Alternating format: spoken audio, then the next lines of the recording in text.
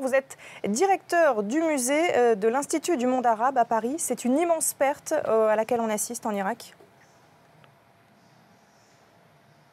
Oui, bonjour. C'est tout à fait consternant. Alors, quand j'ai découvert les images hier soir en rentrant chez moi, j'avoue que j'étais abasourdi parce que on ne comprend pas pourquoi un tel saccage, surtout que finalement ce sont des œuvres qui n'ont pas nécessairement, qui ne sont pas nécessairement connues par les populations locales.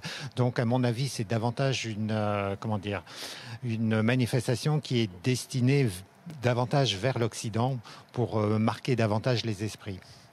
Quelle est la valeur intellectuelle, quelle est la valeur tout court de ces œuvres qu'on a vues détruites ? Ah bah c'est une valeur, je ne parle pas de valeur monétaire bien sûr, puisque ce sont des pièces uniques, mais c'est une valeur sur toute l'histoire de l'humanité. Et on parle toujours de l'Égypte ancienne, mais on oublie qu'une partie, en tout cas de la civilisation de l'Occident, est héréditaire des développements de sociétés qui se sont mis en place dans la Mésopotamie et l'Orient ancien. Comment vous comprenez ces destructions, cet acharnement? C'est utilisé à des fins de propagande, tout simplement?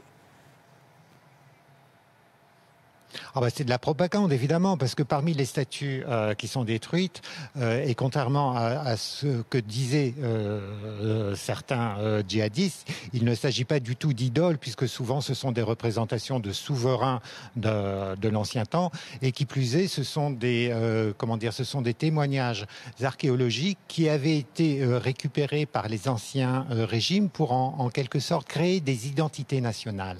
Donc les assimiler à des idoles, les assimiler à des objets qui vont à l'encontre de ce que pourrait être la volonté de Dieu est une pure aberration. Comment protéger le patrimoine mondial dans des zones comme celles qui sont à la une de l'actualité aujourd'hui ? Bah, c'est la grande question aujourd'hui, puisque que ce soit en Irak ou que ce soit en Syrie, on sait que les sites archéologiques eux-mêmes, mais également les collections, sont mis en danger.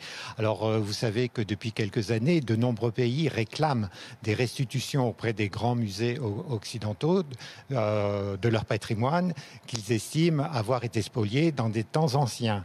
Or, aujourd'hui, c'est vrai que tout musée a pour mission justement de rappeler à la nation à laquelle il appartient un peu son identité et ses héritages.